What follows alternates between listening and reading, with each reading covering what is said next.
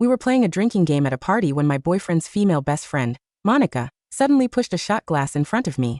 Drink up if you've ever been a mistress. No one looked surprised. They just snickered. Summer, you really should drink. They announced their marriage on Instagram a year ago. They only blocked you because Ethan was afraid you'd make a scene. So legally, you're the homewrecker here. My fingers trembled. I looked at Ethan, who was casually swirling his glass, giving a careless nod. Monica nudged Ethan's shoulder with a giggling explanation. My family was pressuring me to get married, so he offered to help me out. You don't mind, do you, Summer? It's just a piece of paper. We can get a divorce anytime. What about me? My voice cracked as I asked Ethan. Ethan pinched my cheek, wearing a nonchalant smirk. I drank too much the night before we signed the papers and mistook her for you. I had to take responsibility, right? Our wedding next month will go on as planned. She gets the legal paper, and you get the wedding. It's a win-win, isn't it?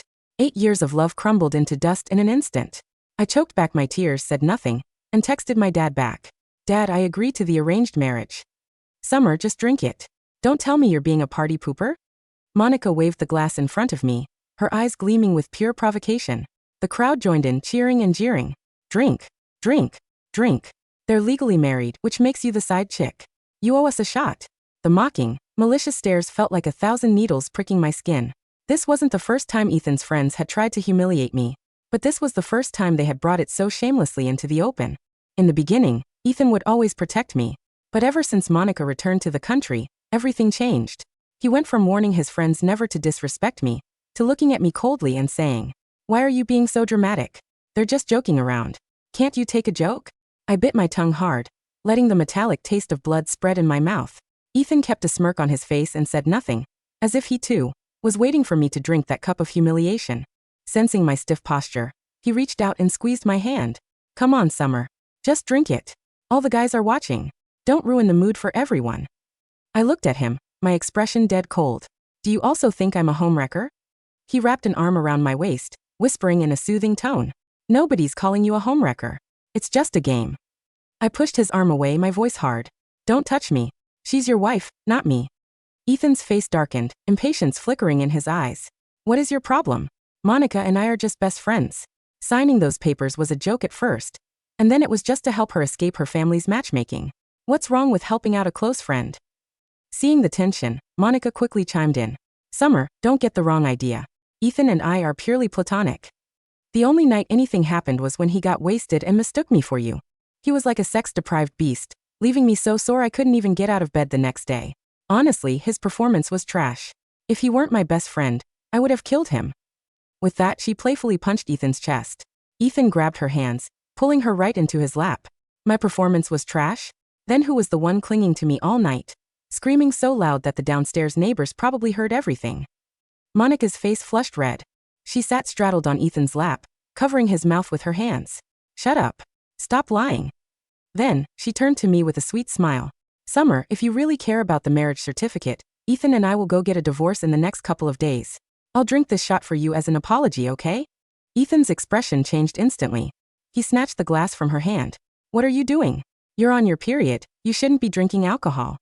And did I say we're divorcing? If we do, your mom is just going to harass you to get married again. My chest felt incredibly tight and hollow. Over the past few years, my parents had pressured us to marry countless times. Every time they brought it up, Ethan would scowl and say, "It's just a piece of paper. Is it really that important? Our love doesn't need a certificate to prove it." But now I saw the truth. It wasn't that the paper didn't matter. It mattered too much. The legal commitment I had waited 8 years for was something he happily handed over to his female best friend on a whim. When Ethan looked back at me, his patience had completely run out. He shoved the glass into my hand. Summer Vance, are you done throwing a tantrum? It's just a game. If you lose, you take the penalty. I suddenly laughed, nodding slowly. Yeah, I'm done. I was completely done with this toxic relationship. I took the glass and downed it in one gulp. The burning liquid made tears stream down my face. Ethan Thorne, we are over. Ethan froze for a second, a flash of panic crossing his eyes. I grabbed my purse, turned around and walked out. Just as Ethan was about to chase after me, someone called out, "Ethan, if you leave, who's going to drive Monica home?" Ethan paused in his tracks. Monica's mocking voice echoed behind him. Come on, a friend is never as important as a girlfriend. Go pamper Summer. I'm not one of those delicate girls who needs a man to escort her home. In the end, he didn't follow me. While I was in the cab, A text from Ethan popped up on my phone. Summer, stop talking out of anger. It's late, and it's not safe for Monica to go home alone. I'll head back to our place right after I drop her off. Be good and wait for me at home. I looked out at the pitch-black night outside the window and let out a bitter laugh. He never worried about me being alone. He only worried about Monica. Ethan didn't come back until the next afternoon. By then, I was already packing my things, getting ready to move out. Ethan hugged me from behind, slipping a bakery bag into my hands. Don't be mad anymore, okay? I went way out of my way and waited in line for hours just to get your favorite cake. I opened the bag. It was a mango mousse cake, Monica's favorite. And just half an hour ago, Monica had posted on her Snapchat story. Since my bestie waited in line for hours to buy me my favorite cake, I'll forgive him for his wild behavior last night. The post was accompanied by a picture of Ethan standing in line at the bakery. Their mutual friends had commented underneath. Wild behavior? Like wild in bed. Ethan leaned down trying to kiss me. A strong scent of citrus drifted from his collar. The exact same perfume Monica wore. A wave of intense nausea hit my stomach. I pushed him away violently. Ethan's face twisted in frustration. He grit his teeth and yelled, "Summer Vance, what is your deal? I stood in line for hours just to make you happy. What more do you want from me?" I looked at him, a cold smile playing on my lips. To make me happy? Or to make your precious best friend happy? I turned and threw the cake straight into the trash can. Ethan's face darkened completely. What nonsense are you talking about? I tried my best to hold back my tears, my voice trembling. Whether it's nonsense or not, you know the truth. You remember everything she likes to eat. You pick the cilantro out of her food during group dinners. You even remember her period cycle perfectly. But you don't even remember that I am deadly allergic to mangoes. You went as far as secretly marrying her at the courthouse, and you're still acting like you did nothing wrong? The moment the words left my mouth, Ethan slammed his fist into the vanity mirror. The glass shattered into pieces. Several shards flew and cut my arm, drawing blood. He roared at the top of his lungs. I already told you I was just helping her out. Why do you keep digging up the past? It's just a piece of paper. I said I would marry you. Are you really that desperate for a stupid marriage license? My ears rang from his screaming. I stared at him. He had the exact same face, but he felt like a complete stranger. Years ago, my parents had strongly opposed our relationship because he was dirt poor. For him, I cut ties with my family. I followed him to New York to start his business. When he had no capital, I emptied my entire savings account for him. I worked 3 jobs a day, eating expired bread for 3 meals just to save a few pennies. I overworked myself to the point of collapse and lost our first baby. Back then, he knelt by my hospital bed, crying his eyes out, swearing he would never betray me. So when his company finally started making money, he couldn't wait to buy me a diamond ring. I still remembered how his eyes shone back then.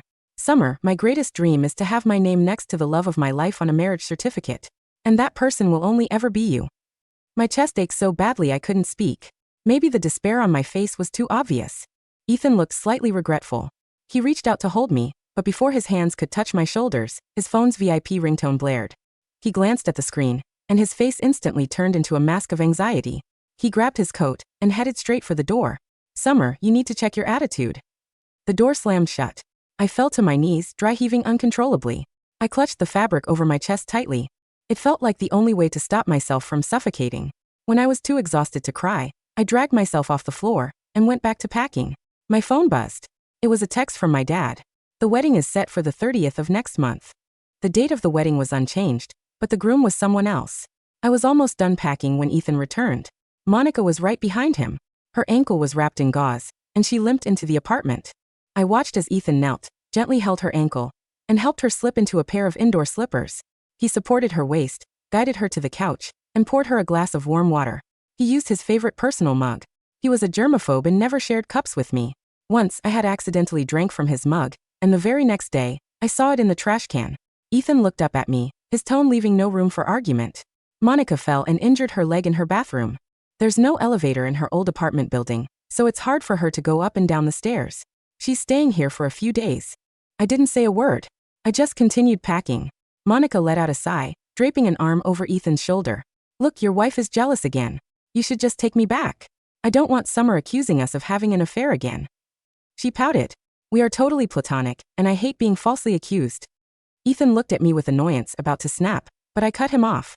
"I don't mind. After all, I was leaving." He stared at me, clearly taken aback by how easily I had agreed. At that moment, Nugget, our cat, ran out of the bedroom. Monica shrieked and jumped back on the couch. "Ethan, get that thing away from me." Ethan frowned and kicked Nugget away, then scooped Monica into his arms and carried her into the guest bedroom. When he walked back out, his voice was cold and demanding. Monica is terrified of cats. Take Nugget to a boarding center for a while. The moment Monica arrived, even the pet we had raised together for 5 years was no longer welcome. I swallowed the bitterness in my throat and nodded. No need. I'll take Nugget with me. Only then did Ethan notice the suitcases by the door. His brows furrowed. Where are you going? Home. He paused, but then his tense expression relaxed. Fine. We both need some space to cool off anyway. Plus, you've always had an issue with Monica. It's better if you leave for a bit. Once she's fully recovered, I'll bring you back. But I had no intention of ever coming back. As I turned to open the door, I called out his name one last time. Goodbye, Ethan. Meeting my gaze, a strange wave of panic washed over Ethan. It felt like something was slipping away from him forever. He instinctively reached out to grab my hand. But in the next second, Monica's cry of pain echoed from the guest room.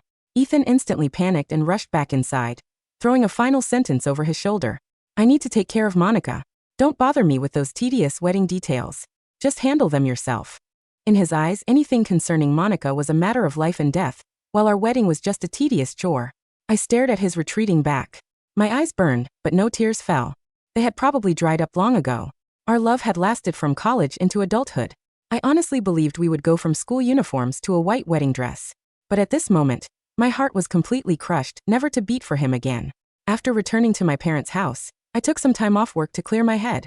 A week before the wedding, my best friend called me in a panic. Summer. Oh my God, open TikTok right now. My heart skipped a beat. I quickly opened the app. I found that the video of us playing that drinking game had been uploaded by Monica. She was a minor influencer who regularly posted day-in-the-life videos with her male friends. The video had been heavily edited. It cut out the context and only showed the part where I admitted to being a mistress. The internet was absolutely ruthless. People quickly doxed my name and found out where I worked. My social media accounts were flooded with thousands of hateful messages. A college lecturer acting as a homewrecker? How shameless. Die mistress. No wonder she became an associate professor at such a young age. She probably slept her way to the top. Disgusting. Some people even sent anonymous letters to the university board, demanding I be fired for moral turpitude. I shook with rage, slammed my foot on the gas, and drove straight to Ethan's apartment. Facing my fury, Monica just chuckled casually. I just thought that part of the video was funny, so I posted it. Don't be so sensitive, Summer. Seeing the blatant malice in her eyes, my anger erupted. I slapped her across the face. Slap. Ethan shoved me back violently, his face pale with rage.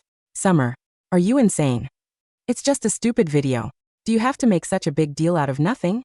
I unlocked my phone and shoved the screen in his face. Look at what she wrote. Because of her, I'm about to lose my job. Ethan cut me off impatiently. Monica is just clumsy and carefree. She's not like you, always calculating and bitter. How could she have known a simple video would go viral?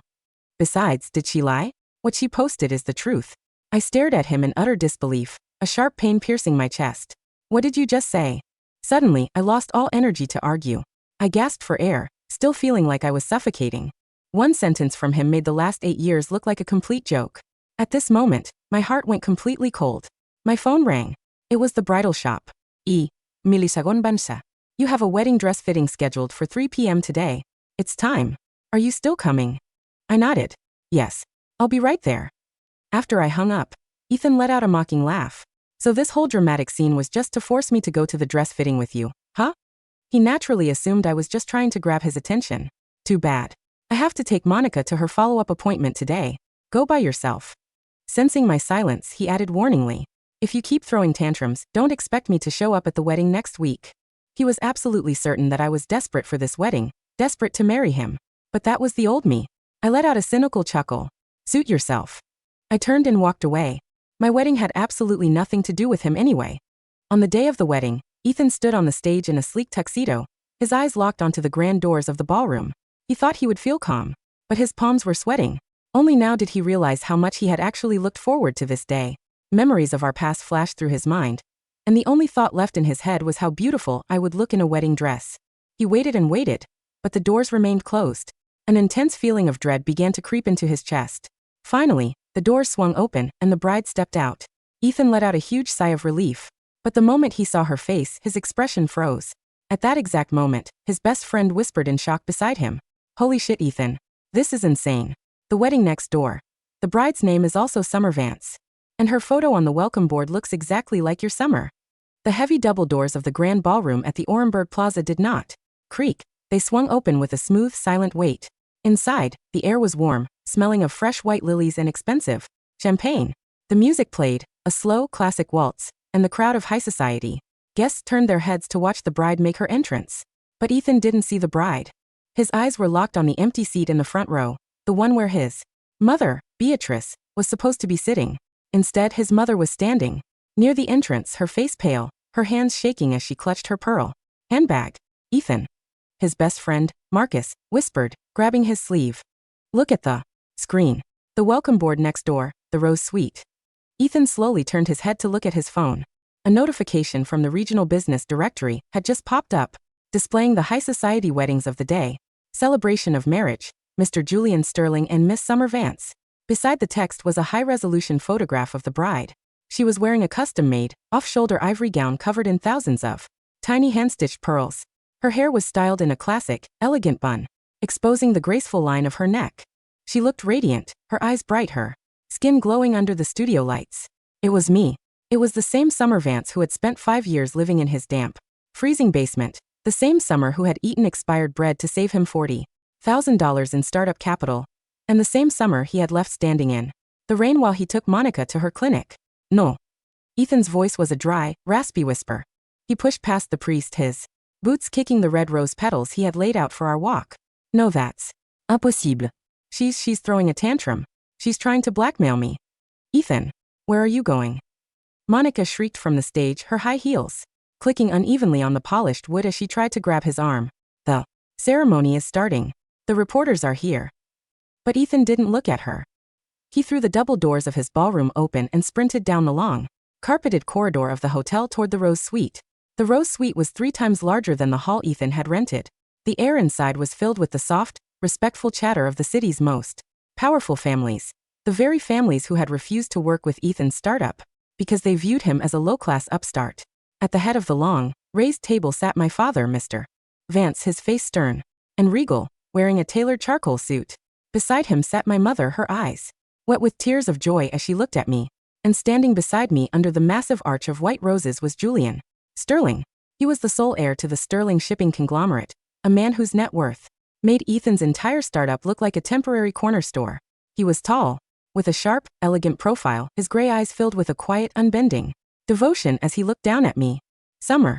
Ethan's voice was a raw, desperate roar that shattered the quiet waltz of the room. He pushed past the security guards at the door, his custom suit rumpled, his face pale and sweating under his messy dark hair. He looked like a madman who had just escaped from a prison cell. Summer, stop this, he screamed, his hands shaking as he pointed a finger at Julian, then at the gold band on my finger. What is this? Is this another one of your games to get back at me because of Monica? We've been together for 8 years. You cut ties with your family for me. I didn't flinch.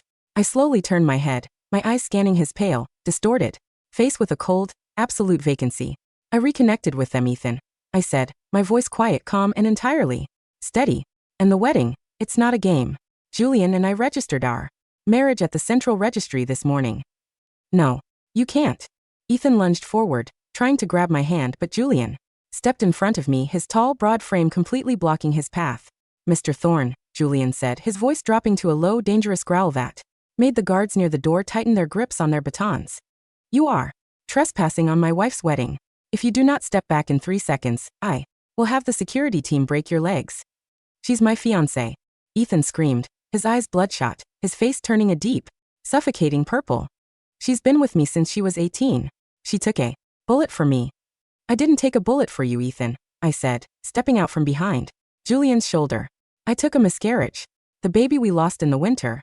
The one you said was my own fault for not being careful. I lost him because I was working 16 hours a day to pay for your company's servers. I looked down at his shoes. And now you're legally married to Monica. You have absolutely no right to speak to me. The legal retribution was swift, silent, and absolute. By 2 p.m., while Ethan was still standing in the hotel lobby, his phone began to vibrate violently. It was his company's chief financial officer, his voice high and frantic. Ethan, where are you? The Vance Group's legal team. They just served us with a property preservation order. They're freezing all our corporate assets. What? Ethan gasped, his phone slipping from his sweaty fingers before he caught it. On what grounds? Fraudulent enrichment. The CFO wept. They have the bank statements from 5 years ago. The $100,000 Summer gave you. It was logged as a personal loan, not an investment. Because you failed to pay it back within the 5-year window, they are executing a foreclosure on all our intellectual property.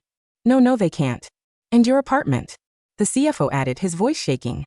The court bailiffs are already at the door. They're evicting Monica. They're throwing all her things onto the street. Ethan hung up. He ran out of the hotel, his car tires screeching against the wet asphalt as he sped toward the residential district. When he arrived, the scene was exactly what his assistant had described. The 3-bedroom loft we had shared, the one I had paid the rent and utilities for, was surrounded by 2 police cruisers and 3 moving trucks. Monica was sitting on the wet pavement of the driveway, her faded dress covered in gray dust, her gauze-wrapped ankle looking swollen and dirty under the cold drizzle. Her designer bags and her expensive silk robes were piled in cheap black garbage bags beside her. Ethan, she sobbed, throwing her arms around his knees as he fell to his knees beside her. They threw me out.